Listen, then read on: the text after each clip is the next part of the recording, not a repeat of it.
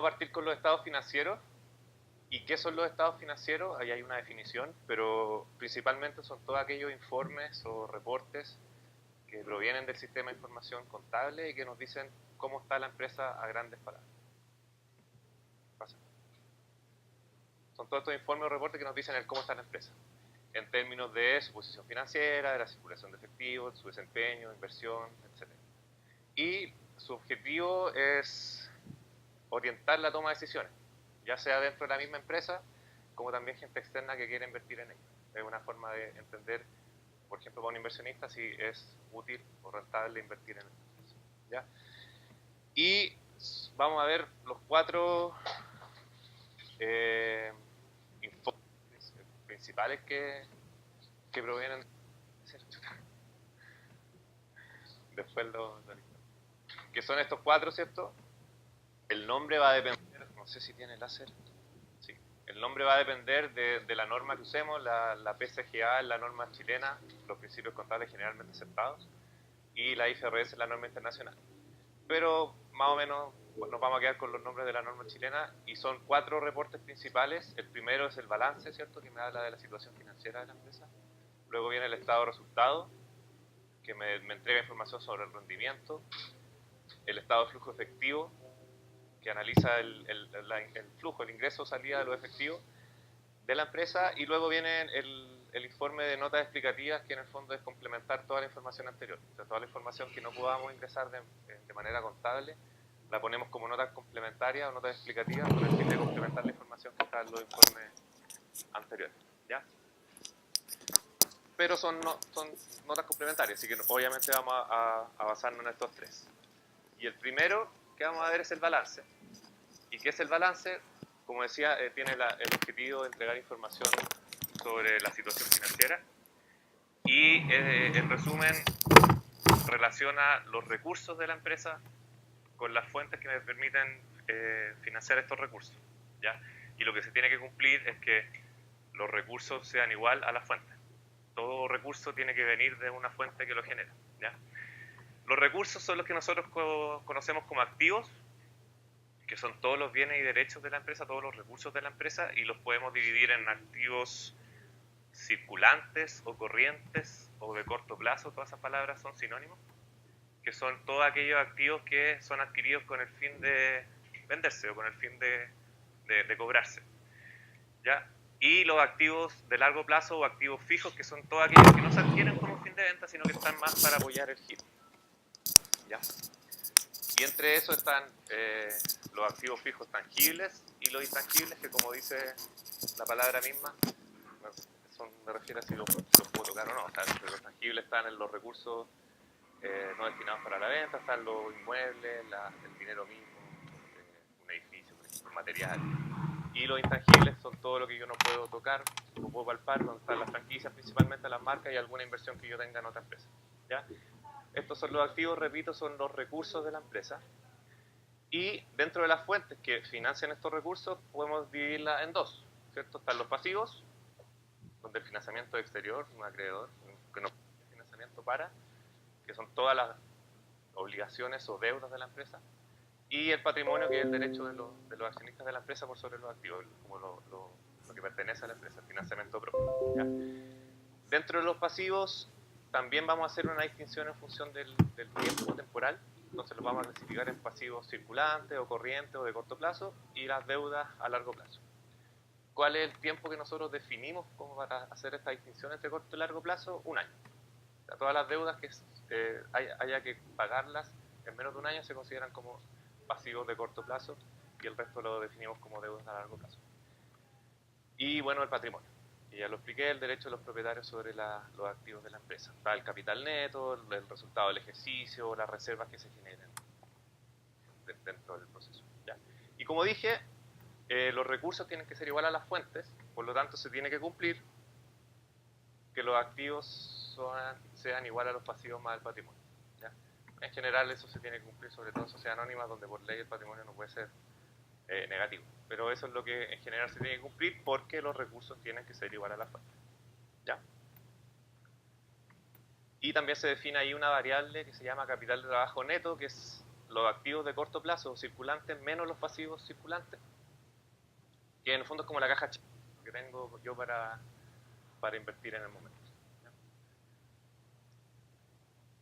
Y aquí hay un ejemplo de un balance real, esto de la empresa Temsa, que es una sociedad anónima que se dedica al terciado estructural, y más o menos esta tiene la forma, ¿cierto? Aquí están los activos, se presentan los activos de corto plazo, los activos de largo plazo o fijos, que generan un total de activos de 12.300 millones más o menos.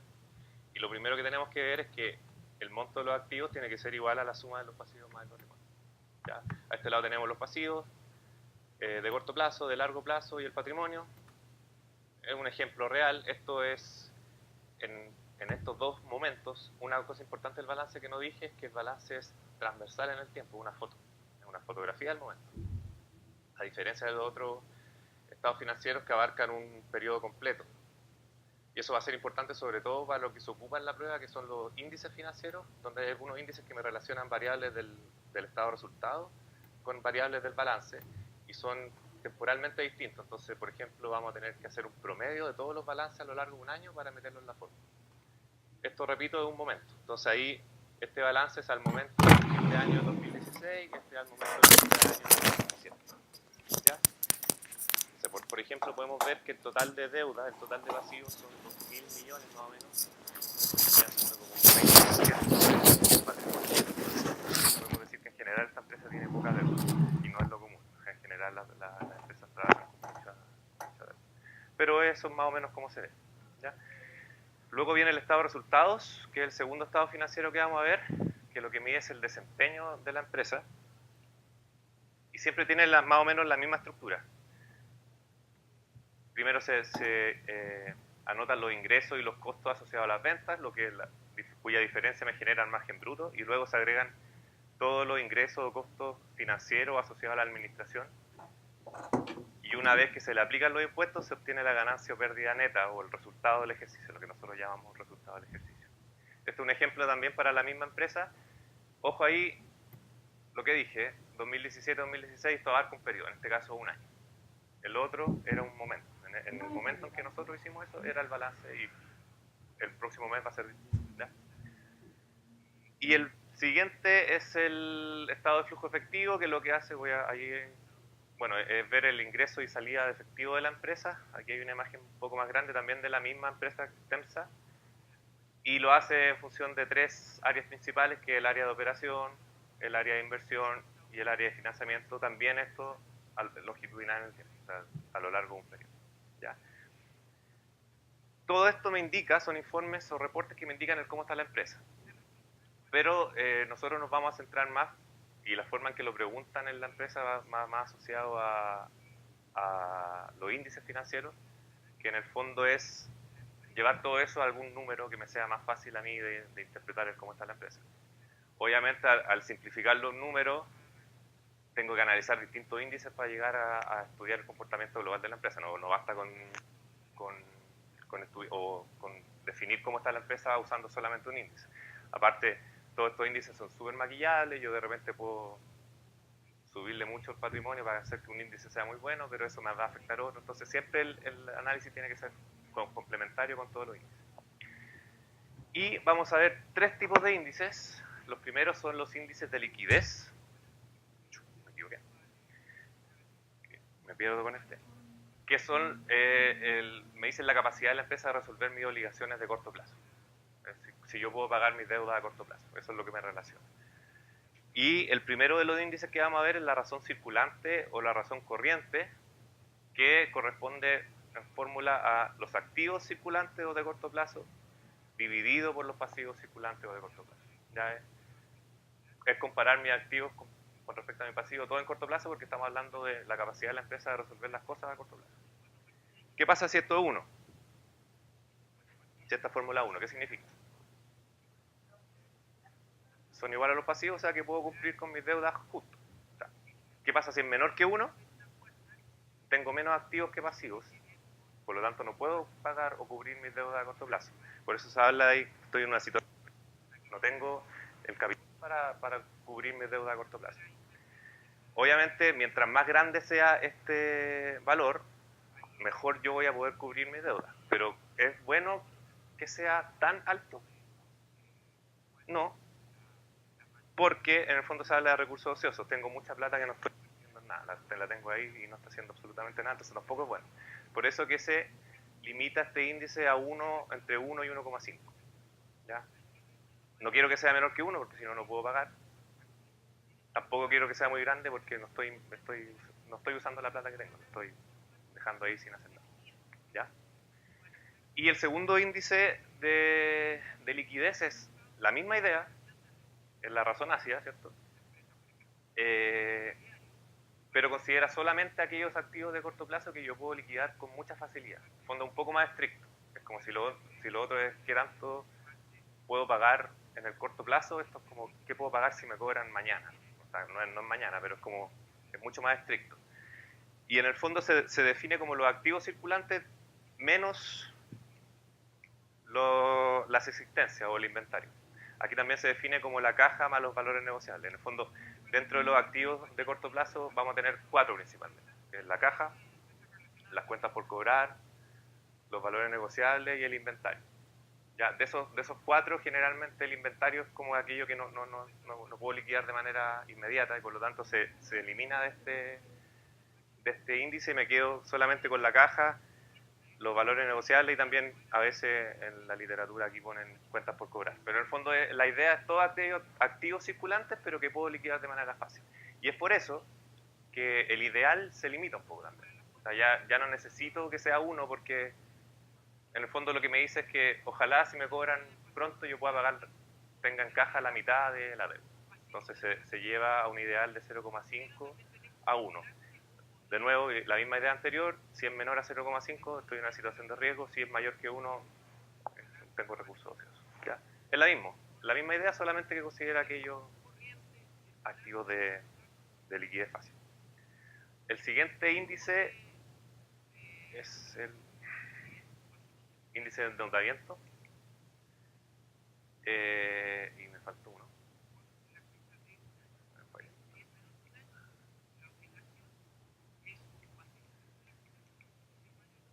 Lo perdí. No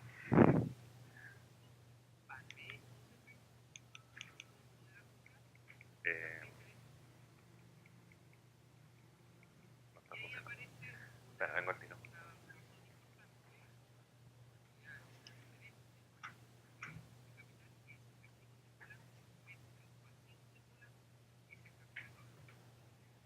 Funciona cuando quiera, vamos a tener un montón de problemas. Ya. Los segundos son los índices de endeudamiento. ¿Se ve bien la pantalla? ¿No hay mucha luz? Que me indican el cómo está la empresa en función de sus deudas. El primer índice es la razón de endeudamiento, que me relaciona los pasivos totales con respecto a los activos totales. ¿Ya? O sea, ahora no es de corto plazo, es la deuda total y los activos totales. ¿Puede ser mayor que 1 este índice?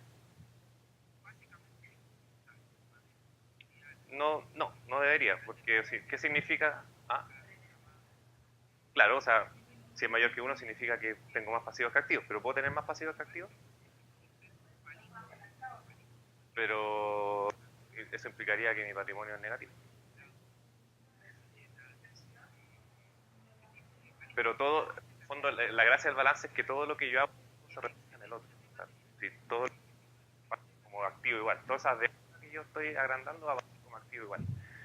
Y el objetivo del balance, lo que se tiene que cumplir es que los recursos sean igual a las fuentes. Entonces nunca puedo tener que mis pasivos sean igual a los activos, salvo que mi patrimonio es negativo, pero no vamos a considerar ese caso porque es un caso súper excepcional donde la empresa ya...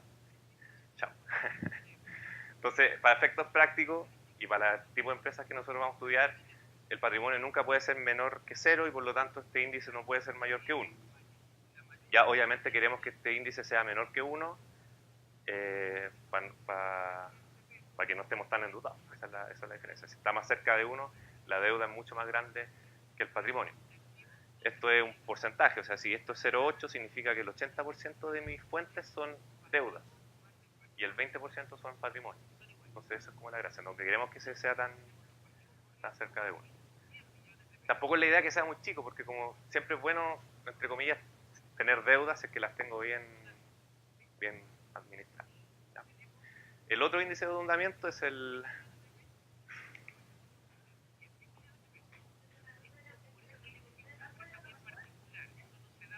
0 y 1. O sea, no puede ser ni menor que 0 ni mayor que 1. Ese es el rango. Ideal va a depender del rubro, en verdad. No hay como un ideal. Lo ideal es que no sea 1 y tampoco que sea demasiado chico. Porque, ¿ya? El siguiente es el leverage financiero o el apalancamiento, ¿ya? Que me relaciona a mi deuda, pero esta vez lo hace con respecto al patrimonio, ¿ya? ¿Qué pasa si es 1? Mis pasivos son iguales al patrimonio, entonces en el fondo como el 50% de la empresa es parte de los acreedores que me tienen la deuda y el 50% es mío, porque es el patrimonio. Este sí puede ser mayor que 1, puede ser 2, 3, 4. En el fondo es qué tanta relación entre mis deudas, o sea, qué porcentaje de mi financiamiento es deuda y qué porcentaje de mi financiamiento es patrimonio. Este sí puede ser mayor que 1. Y está la razón deuda a corto plazo, deuda total, que en el fondo me relaciona mis pasivos de corto plazo con mis pasivos de largo plazo. Tampoco hay un ideal, pero lo ideal, entre comillas, es que la mayor parte de mi deuda sea a largo plazo, o sea, que yo no esté tan apretado de pagar ahora.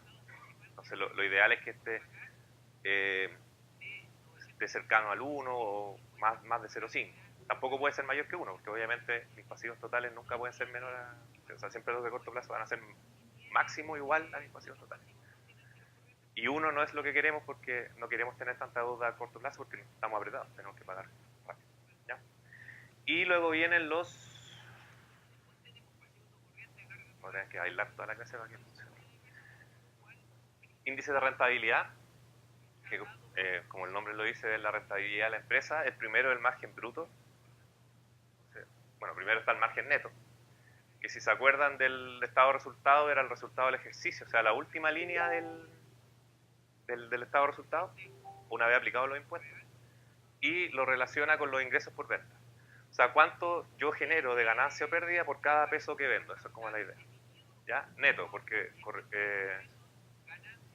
considera los impuestos y todos los gastos financieros, administrativos, en la última línea del estado de resultado.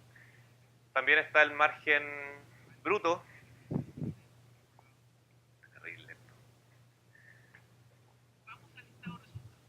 El margen bruto, que es lo mismo, pero solamente considera, en vez del resultado del ejercicio, los ingresos y los costos de las ventas, solamente las ventas. No, yo creo que es mejor solucionar este problema de raíz para la casa así de matriz.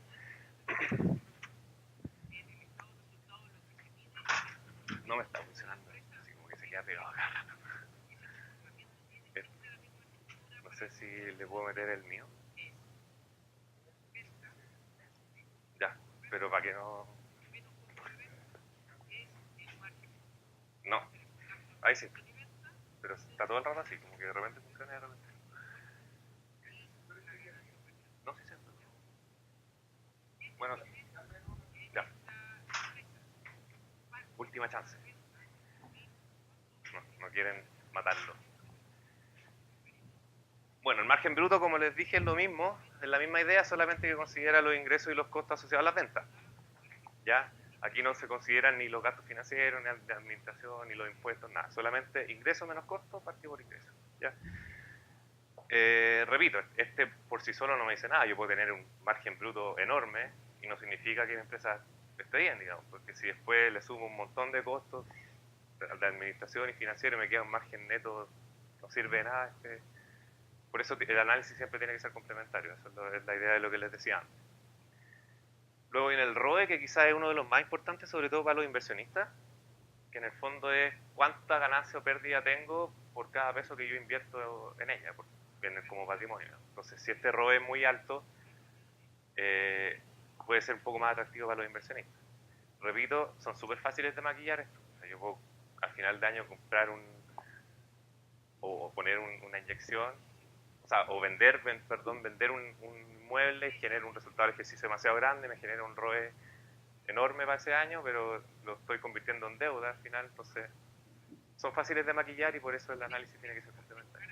Este me relaciona el resultado del ejercicio con el patrimonio promedio, y aquí es lo que les decía antes, ¿cierto? El balance es una foto, el resultado es periodo completo. Generalmente el resultado del ejercicio es anual y los balances son, no sé, trimestrales generalmente.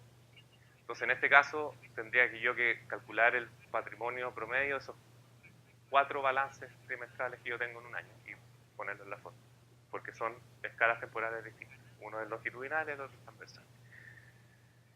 Y luego vienen otros que no sé si se ocupan tanto, la verdad, que son el ROA y el ROIC, que me relacionan el resultado de la operación en función de todos los recursos, de los activos totales. ¿Ya? Obtenido por cada peso invertido en activos. En el fondo generan como lo analizan con respecto a la empresa completa, así como el grueso de la empresa. Este resultado de la operación, lo mismo, solamente la diferencia de los ingresos y los costos asociados a la operación nomás, no incluye todos los impuestos y gastos posteriores, y se le aplica también ahí la tasa de impuesto a la renta. Y la diferencia entre el ROA y el ROIC es que al ROIC, bueno, yo debería decir ROIC, le quito los activos que son prescindibles para la operación. ¿Qué son los activos prescindibles? Va a depender de la empresa. Pero en el fondo le quito todos aquellos activos que no son importantes para la operación. Son también un poco más restrictivos que el ROA. ¿Ya? Mucha información. Son todos esos los índices que podrían preguntarle en la prueba. ¿Ya? Lamentablemente aquí es como aprenderse. No queda. Igual si es que quieren algún dato, generalmente los que más preguntan son estos 4. Los que más aparecen, lo que nos quita que los primeros 4, la razón circulante, generalmente los de liquidez y los de endeudamiento. De repente aparece el ROE o el margen neto un poco más conceptual, es más fácil sabérselo porque diferencia mi resultado en función de mi ingreso. Pero no quita que les puedan preguntar alguno de estos. Pero los que más se repiten son estos 4. Los apuntes creo que no está así exacto, ¿sí? No está así como tan ordenado. Y la forma de preguntar, no sé, creo que en esta clase no tengo ejercicios de esto, creo que tengo uno al final, lo podemos hacer si nos sobra tiempo, pero la forma de preguntarlo es, te dan un enunciado con diferentes elementos, activos, valores negociables, cajas, pasivos, y te piden calcular el índice, y uno tiene que saberse la fórmula y meterlo en la fórmula, y la otra forma es preguntarte, te dan el índice, o te hacen calcularlo y te preguntan cómo está la empresa, o qué puedes decir de la empresa. ¿Ya? Son como las dos formas. Creo que tengo un ejercicio al final para hacerlo al final, pero es que en el fondo termina siendo reemplazar. Entonces, lo importante acá es saberse las fórmulas de cada uno de ellos y entenderlo. O sea, qué significa que el ROE sea tanto, qué significa que la razón circulante sea tanto y en qué rango esto es útil, o sea, ideal, y por qué si es menor que 1 es riesgoso. Es como entender qué significa la fórmula. ¿Ya? Pero bueno, eso. ¿Todos le sacaron fotos? ¿O lo anotaron? No sé. Sí, en el fondo creo que se entiende igual, no es necesario explicarlo. Cada palabra por sí sola me autoexplicaría. No, no es posible. No lo puedo mandar. Pero está todo resumido en las PDF, solamente que está separado, no está como todo. Por eso, si le pueden sacar una foto. Ya. ¿Dudas? Antes de pasar a los contenidos de la matemática financiera. Ya, en animación la diapositiva. Y la matemática financiera se basa completamente, principalmente en esta fórmula, ¿cierto? La fórmula del valor presente. Quizás la han visto bastante seguido. Y esto, la idea que hay detrás de esta fórmula es que la plata no vale lo mismo hoy día que mañana, o que es distinto cierto monto ahora que cierto monto en el futuro.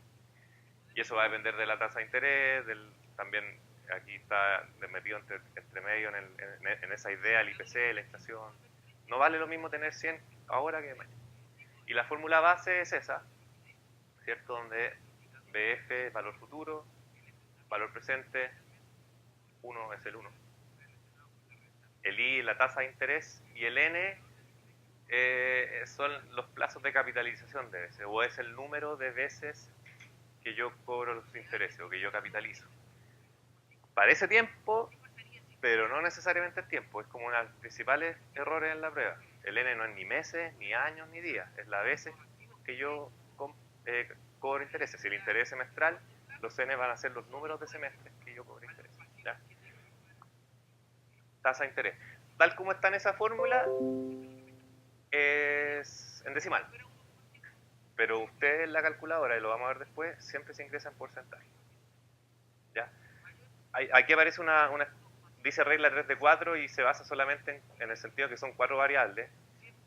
Ustedes no tienen que aprenderse, o sea, sí, esa fórmula sí, pero ustedes no tienen que despejar nada. Por ejemplo, si yo quisiera despejar n ahí, tengo que meter logaritmo. Pero a eso voy con que la prueba no tienen que saber matemática, no tienen que saber logaritmo porque la calculadora se los va a hacer. Entonces, yo teniendo 3 de estas variables, puedo conseguir la cuarta metiendo en la calculadora. Por eso dice regla 3 de 4. No, ustedes le pasan el link en un computador, en una página de internet, y ustedes están con mouse trabajando. Es la misma interfaz, son los mismos botones, solamente que, y lo voy a decir después, pues para hacer ejercicios pueden hacerlo con la calculadora del celular, que es más fácil, más cómoda, pero igual dense el tiempo de practicar con mouse, porque bajero, de repente uno aprieta y no se aprieta, entonces dense ese trabajo de también trabajarlo con mouse, porque mientras más tiempo logren ahorrar en la prueba mejor, y de repente el no estar acostumbrado a algo le puede quitar tiempo. Consejo, ¿lo pueden tomar o no? Ahí, bueno, lo que dije recién, las variables, ¿cierto? Las dos primeras son unidades monetarias, dólares, UF, pesos, lo que sea. La tasa de interés va en porcentaje decimal, tal como está escrito en la fórmula, como ahí aparece un 1, es decimal, pero en la calculadora ustedes lo ingresan como porcentaje. Lo vamos a ver todo esto en los ejercicios que vienen después. Nada que hacer con el ruido. Y hacemos un hincapié principal en el N, representa cuántas veces se paga el interés o cuántas veces se capitaliza, y no necesariamente coincide con ni meses, ni años, ni días, ni nada. Va a depender del tipo de interés y de cada cuánto se capitaliza. Es una especie de tiempo, pero con cierto cuidado. ¿Ya? Y el caso particular, ¿qué pasa cuando n es igual a 1? Interés simple, se capitaliza una vez. ¿Qué pasa si esto es 1? Esto se transforma en una multiplicación lineal. Esto, si uno lo graficara, sería una línea con respecto al tiempo o con respecto a los plazos, ¿cierto? Cuando el n es distinto a 1, ya esto se transforma en un exponente. Entonces, cada vez que se más, la gracia del interés compuesto. ¿Ya? Entonces, si nos dicen crecimiento lineal, me están hablando automáticamente que el interés es simple. Entonces, interés simple, crecimiento lineal, crecimiento constante, son todos sinónimos y todos indican que el n es igual a 1. Y se los voy a repetir infinitas veces hoy día. Si alguien quiere contar cuántas veces se los digo, lo puede hacer. Interés simple, n igual 1, siempre. Siempre, y es un error común, que cuando de repente les dicen 10 meses y dicen, n igual 10, no, si el interés simple es 1, el n siempre. Y el tiempo va a ir implícito en el i. Lo vamos a ver después, pero cuando nos pregunten por tiempo en interés simple, el tiempo va metido en el i, porque el i va a ser la suma de todos esos intereses. En un interés simple yo un mes acumulo tanto, al otro lo mismo, y acumulo 5, 5, 5, 5, 5, y en 10 meses tengo 50. Ese 50 va en la fórmula. A diferencia del compuesto, donde si mi interés compuesto es 2% mensual, yo no pongo el interés acumulado, sino que pongo 2, y el tiempo va a ir metido en el n. ¿Ya? Lo vamos a ver infinitas veces los ejercicios que vienen después, pero esa es la idea. Es un ejemplo. Por ejemplo, ahí no aparece el n, así que estamos hablando de un interés simple. Si usted compra un bien a 100 y lo vende 2 años después, sabiendo que su precio tiene un crecimiento constante de 5% anual. Crecimiento constante, crecimiento lineal, interés simple. Si es interés simple, lo primero que yo hago, esto debería estar aquí, al principio, n igual 1. Pese a que se hable de 2 años. Da lo mismo, el n siempre 1. ¿Ya? Como es un crecimiento constante, interés simple, y ahí se debe hacer una regla de 3 para calcular interés en 2 años. En este caso es súper simple. Si en un año es 5, en 2 años son 10. Pero de repente puede ser más complejo. Como es lineal, yo puedo hacer una regla de 3 porque hay una proporción lineal entre ambas variables. ¿Ya? Entonces, por ejemplo, para resolver este ejercicio hay que aplicar regla de 3. Si yo sé que mi interés es 5% en un año y me están preguntando por 2 años, lo vendo 2 años después, entonces debo relacionar estas tres variables de la siguiente forma, pero en el fondo es, en este caso es súper simple, no se justifica esa regla de 3. Pero si en un año tengo 5, en 2 años tengo ¿cuánto? 10. Hago una multiplicación cruzada. 5 por 2 dividido 1, 10. ¿Ya? Eso es porque es lineal, es todo lineal. Yo acumulo lo mismo todos los meses. Ese interés que yo acumulo no se suma a mi inversión inicial. Se cobra al final, ¿no? ¿Ya? Con regla de 3, bueno, lo mismo. Medio repetitivas todas estas diapositivas, pero vemos que la variable es 1 porque es un incremento constante y tenemos el valor, tenemos el interés 10 y podemos calcular el valor futuro porque tenemos valor presente, que era 100, tenemos el interés y tenemos el n, que es 1. Regla 3 de 4, podemos calcular el... Empezamos ya.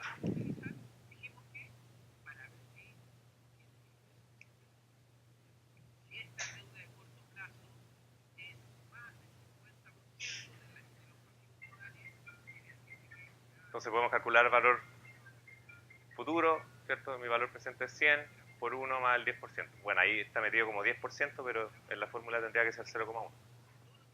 Y me da un valor futuro de 110. ¿Ya?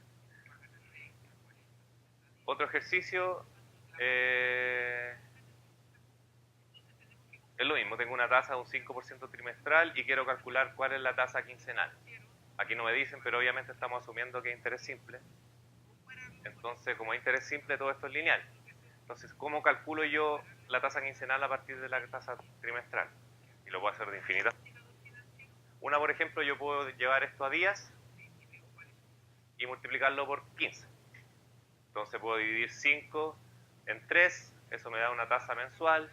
Luego ese resultado lo divido por 30, tengo una tasa diaria y lo multiplico por 15 y llego a la tasa trimestral, o sea, quincenal.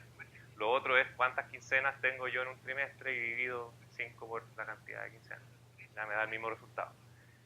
Y dato importante, mientras no le digan nada, un mes son 30 días y un año son 360 días. ¿Ya? A menos que le digan lo contrario, pero es lo que sucede. Entonces, bueno, como les decía al principio, de matemática tiene bien poquito porque la calculadora les va a hacer todo. Entonces, más que una prueba de matemática, esto es una prueba de lenguaje y de entender cuáles son las variables y lograr captarlas del enunciado. Entonces vamos a tener variables súper fáciles, que son las variables explícitas, donde el enunciado dice claramente el valor futuro es tanto.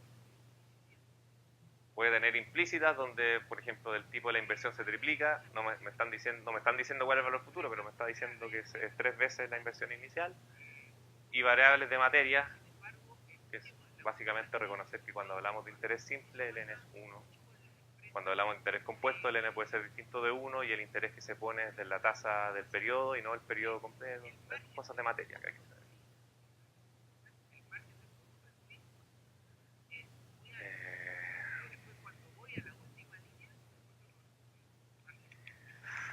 Aquí es cuando voy a empezar a pifiar. Porque ya no puedes saber.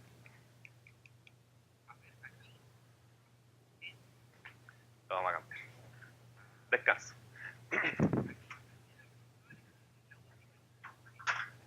Not. Así que bueno. Sí. ¿Hay coffee break a todo? Sí. Tengo el mío. Y permiso que tengo que conectarlo no sé dónde.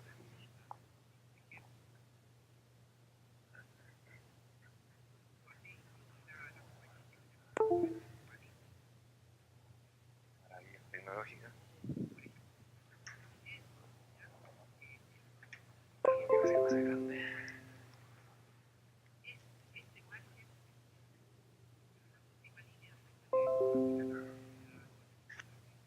Oh, se me está.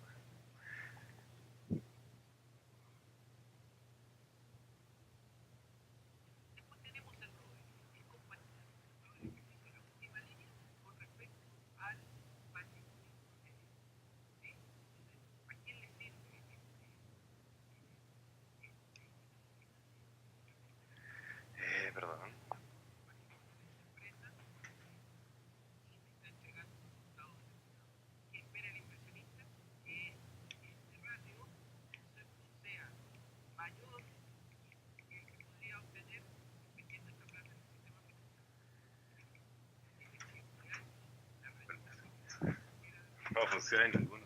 ¿Hay un problema ahí?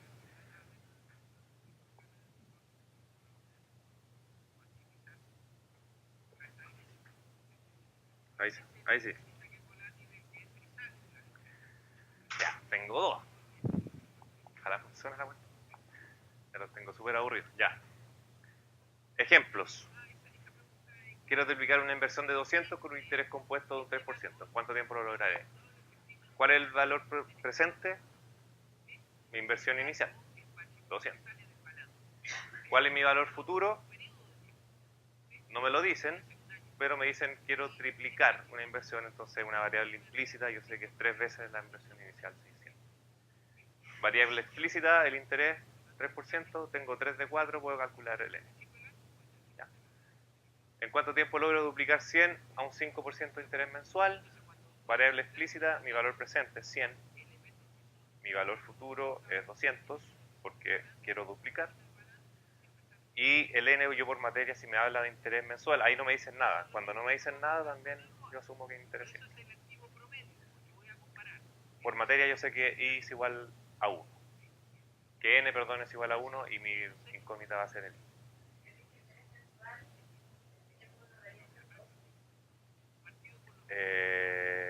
No. No, esa es la confusión. El interés simple siempre N igual a 1. ¿Y dónde va a estar el tiempo metido? Por ejemplo, obviamente un 5% no me duplica 100. ¿Cuánto me duplica 100? Un 100%. Entonces tienen que pasar, en teoría, 20 meses. Claro, claro. La diferencia es que, obviamente, uno se puede confundir y puede decir, ya, N es 20 porque para duplicar 100 yo necesito un 100% y si tengo 5 necesito 20 periodos, N igual 20. No, el N es 1 porque es interés simple. ¿Y dónde va a ir el tiempo? En el interés. Porque el interés en la fórmula no les va a dar 5, les va a dar 100. O sea, el resultado de este ejercicio, el interés es 100. Porque 100% me duplica mi valor. Entonces ahí va a estar metido el tiempo, porque si mi interés es 5% mensual y mi interés acumulado es 100, entonces si yo divido 100 por 5 tengo la cantidad de periodos que pasar. Lo vamos a ver en el ejercicio, va a quedar más claro. Pero si es interés simple, n igual a 1. Llevo 4 veces diciendo, para los que están contando. Ya, y esto es lo que le decía. Si quiero despejar n, tengo que aplicar logaritmos. Si quiero despejar y, tengo que aplicar una raíz que más encima ni siquiera es cuadrada, puede ser mucho mayor, pero no se compliquen, no es importante porque la calculadora se lo hace. Entonces, si Homero puede, que Homero no jamás aplicó un logaritmo en su vida, todos podemos, ¿ya? Porque la calculadora lo va a hacer. Entonces, bueno, todos bajaron la calculadora en el celular. Si no es así, háganlo, pesa súper poco, así que yo creo que lo pueden hacer. Se meten a Android o Apple Store, lo que sea. O sea, Play Store o Apple Store, o no sé cómo se llaman ya. Yo jamás he tenido un manzanita en mi instrumento. Y en el navegador ustedes ponen ese link. O ponen HP2C en Google y el primero o el segundo va a ser ese link. Y es ese link el que ustedes van a ocupar en la prueba. Así que les vuelvo a repetir. Usen con la calculadora, o sea, usen con el celular para hacer el ejercicio porque es más rápido, pero en algún minuto dense el tiempo de acostumbrarse a hacerlo vía navegador. Porque insisto que el mouse es medio pesado. Ya, y esto no es tan bacán.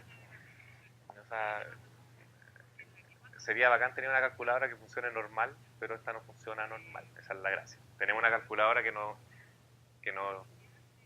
permite no tener que usar logaritmos ni raíces, pero se ocupa de manera distinta a lo que nosotros convencionalmente usamos, entonces hay que aprender a ocupar la calculadora.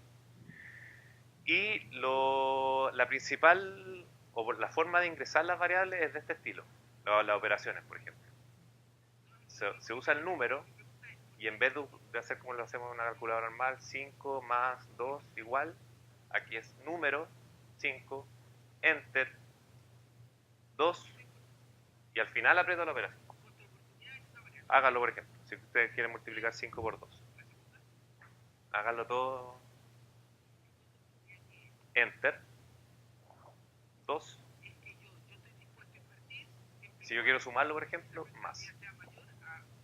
Hay que apretar más ahí para abajo, en la parte derecha. Y le da 10, o 7, perdón. 5. El profesor de matemática no sabe sumar 5 más 2. 7. Sí, perdón. Ya, eso es porque apretaron número, enter, número, enter.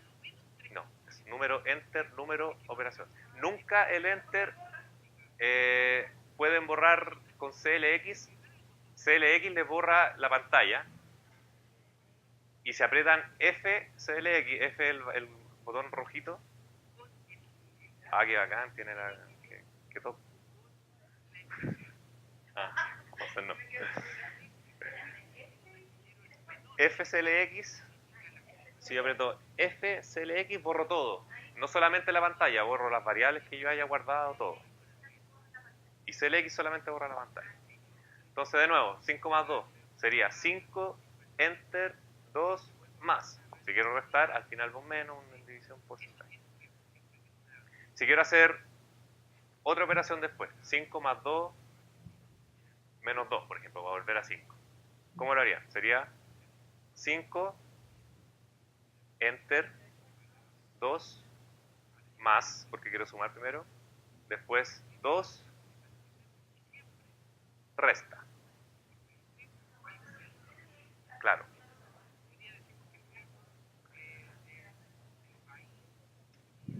Me dijeron que no ocupara la pizarra, pero yo no hago caso. ¿Ah? No, porque no se ve en el video, pero lo siento. ¿Cómo hago esta operación, por ejemplo? 5 por 3 dividido 3. Soy súper creativo. Soy ingeniero, claro. Esto les va a dar 5 por 3, 15 dividido 3, 5. Ya, ¿cómo lo hago eso?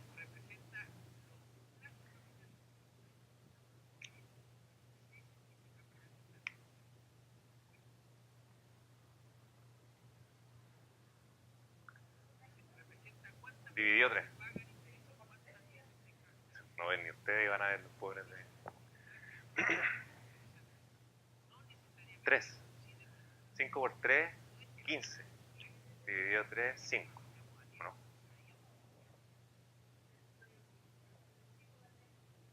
Ah, le pusiste dividido 5.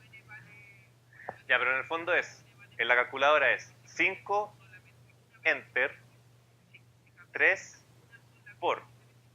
Después, para hacer la división, 3 dividido. Ya, de repente pueden sentirse cómodos apretando enter después de cada número.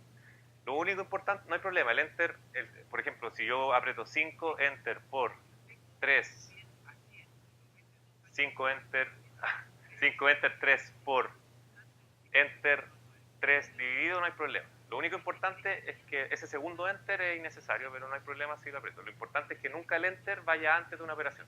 Nunca es enter más. Ahí me va a tirar error. O sea, no me va a tirar error, de hecho me va a tirar un valor que no es el correcto. ¿Ya? Entonces, importante. Yo también, pero bueno. A esta altura de la vida podrían hacer la misma calculadora igual que todas, pero es verdad. Lo vamos a ocupar en los ejercicios. La idea es que no me interesa hacer los 15 ejercicios que tengo, me interesa que ustedes se vayan aprendiendo. Así que si nos quedamos media hora en uno, nos quedamos media hora en uno. Así que no tengan miedo. ¿Ya? No. Yo hago matemática, por lo menos. Sí. Que bueno, matemática es poco igual. Son como 5 a 10 preguntas. Como el 10%. Sí, y probablemente hagan alguna clase de ejercicio que va a ser como solamente ayudante. Quizás también la haga yo, depende de los sábados. ¿Ya? Entonces, bueno, lo vamos a seguir repasando. Cosas importantes, el CLX solo me borra la pantalla. El FCLX me borra las variables, porque si se fijan ahí aparece la variable N, la variable I, la variable PB, la variable PMT, FB, porque son las que nosotros vamos a agregar para que usar la forma. Y esas quedan guardadas hasta que yo resete la calculadora. Ya. Otros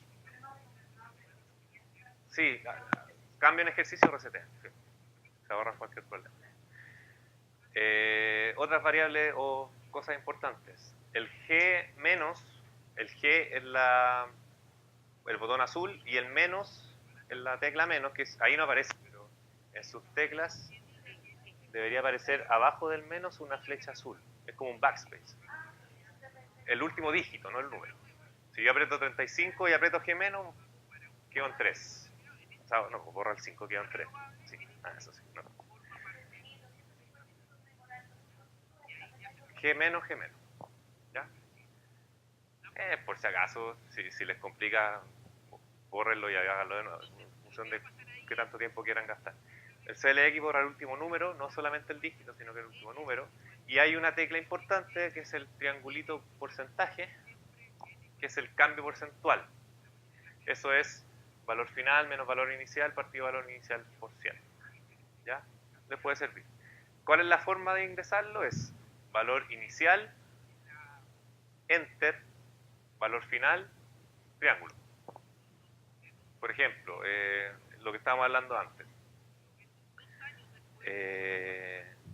Necesito un 100% para llevar 100, para duplicar 100. Entonces, si yo pongo 100, enter, 200, triangulito, ese, ¿cuánto me da? 100. El porcentaje, pues es la variación porcentual. Sí, es valor final menos valor inicial partido valor inicial. Así puedes calcular la inflación, por ejemplo. Si tienen la UF inicial y la UF final, UF inicial, enter, UF final, triángulo y les da el IPC o la inflación. Es la variación porcentual. Y el CHS, que está acá, ese cambia el signo del número. ¿Ya? Y ese va a ser importante cuando ocupemos la fórmula de valor futuro. ¿Ya? Porque el signo. Porque la fórmula de valor futuro, y lo vamos a ver al tiro. Primero les explico esto. Arriba en la calculadora, acá le aparecen todas las variables que van a ocupar en la fórmula de valor futuro. ¿Cierto? El PV aparece en inglés, present value, por eso que sale PV y no ver. PV es el valor presente, FB es el valor futuro y la tasa de interés en porcentaje, ojo en porcentaje. Y el N los plazos de capitalización. Aparece una tecla que se llama PMT. No sé si tienen el concepto de PMT, pero el concepto es cuando yo hago un pago periódico. ¿Ya? Y, claro. O para los créditos, los ahorros, para todo. Cuando hay un aporte periódico o hay un pago periódico, se ocupa PMT y va a reemplazar a una de las dos variables. Si es un ahorro, si yo estoy ahorrando todos los meses tanto, en vez de ocupar valor presente, voy a ocupar PMT. Y valor futuro. Siempre ocupo dos de estas tres. Generalmente ocupo estas dos, pero si hay pagos periódicos, voy a reemplazar una de las dos por PMT. Si es ahorro, si yo estoy ahorrando mensualmente, el PMT va a reemplazar al PB. Si es un crédito, por ejemplo, yo estoy pagando mensualmente una cuota, ese PMT va a reemplazar al FB. ¿Y cómo funciona esto en la calculadora? Se ingresan las tres variables que yo conozco y aprieto la cuarta y me entrega el resultado. ¿Ya? ¿Cómo se ingresa una variable? Número, variable. Hagamos el mismo ejercicio del caso anterior. Un interés simple con una inversión de 100 y un 100%. O, no, perdón, una inversión de 100 que se duplica. Entonces, ¿cuál es mi valor presente? Antes de hacerlo, la calculadora considera flujos financieros, por lo que PD, FB o PMT, si es que se ocupan, tienen que ir con signos distintos. O sea, si yo ingreso el valor presente como positivo, tengo que ingresar el valor futuro como negativo, o si pido encontrar el valor futuro, me lo va a entregar como negativo. Para efectos de la prueba, siempre los valores que ustedes van a poner en la prueba a responder son positivos, pero la calculadora ocupa flujo. Si ustedes ponen las dos variables como positivas, me va a tirar un error. ¿Ya? El error 5, el famoso error 5. Entonces, tengo que agregar lo negativo y para eso es que yo ocupo el CHS. Entonces, CHS, háganlo. Por ejemplo, pongan 5, aprieten CHS, que está arriba, y le cambia a menos 5. ¿Ya?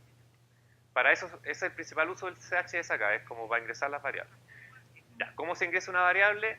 Número y aprieto variable, por ejemplo, en el mismo ejercicio de antes. Si mi valor presente era 100, bueno, reseteo la calculadora así como una cosa importante que hacer, una recomendación, FSLX, 100 PD. Y ahí queda guardado en la calculadora como un PD, hasta que ustedes reseteen la calculadora. Después, se quería duplicar. Entonces, el valor futuro es 200. Entonces yo pongo 200, pero como ingresé el PD como positivo, este lo tengo que ingresar como negativo. Entonces, CHS da lo mismo igual. Y una vez que está negativo, aprieto el FB. Listo. Era interés simple. Entonces el N igual 1. Siempre. 1, N.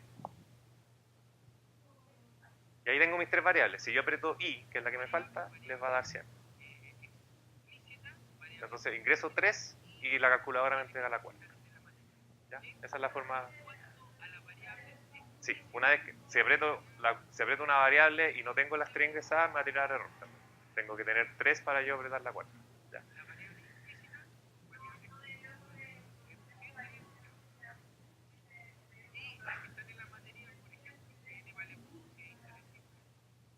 Sí, porque se ingresa valor inicial, valor final, variación. Menos 40. Si tú quieres pasar de 5 a 3, tienes que quitarle un 40%. No es lo mismo. Es como en este ejemplo, si yo pongo 100, enter, 200, variación, me va a decir 100, porque yo necesito un 100% para pasar de 100 a 20. En tu caso necesitáis de un reducir. Claro. O sea, valor inicial, valor. Si no, no lo cumple, si tampoco están. Pero. Ya, y hay otra cosa que aquí no se las pasan, pero de repente útil. Ustedes en la prueba tienen solamente esta cosa. Creo que pueden abrir una calculadora de Windows, por si quisieran guardar un parámetro. O sea, de repente tienen que hacer 5 menos 3 dividido 5 y tienen una operación un poco más complicada. Una forma es que en la calculadora de Windows ustedes guarden el valor que quieren recordar, o también se pueden guardar en la misma calculadora. Se lo voy a decir, ustedes ven si lo ocupan o no. La otra vez le dije, me mandaron a la cresta porque no, eso es muy complicado. ¿No? Sí. Se lo cumplo con decir. Si ustedes aprietan, por ejemplo, tienen 5, enter. Si ustedes aprietan STO, que sale abajo, storage, STO, aprietan STO y aprietas 1, esa variable queda guardada en número 1. Entonces, si tú reseteas y quieres recuperar esa variable, aprietas RCL 1 y le aparece. Sí, si yo reseteo la calculadora, se borra. No, pues si yo reseteo la calculadora, se borra todo. Las variables que yo ingresé, las variables guardadas, todo. El CLX no, por CLX solamente borra. Se las dejo. Si no, ocupen la calculadora de Windows. STO y algún número, por ejemplo 1, puede ser 5. Y eso queda guardado en el número 1. 5 STO número. El enter ahí es comodín, da lo mismo si la aprieto. Y si quiero recuperarla, RCL y el número donde la guardo. ¿Ya? Por si acaso. La he dicho 3 veces, de las 3, 1 me lo agradecieron, los otros 2 no me enseñé entera. ¿Cómo vamos a ir 2 a 2 o 1 a 3? ¿La van a ocupar o no? No. Ya. Se las dejo.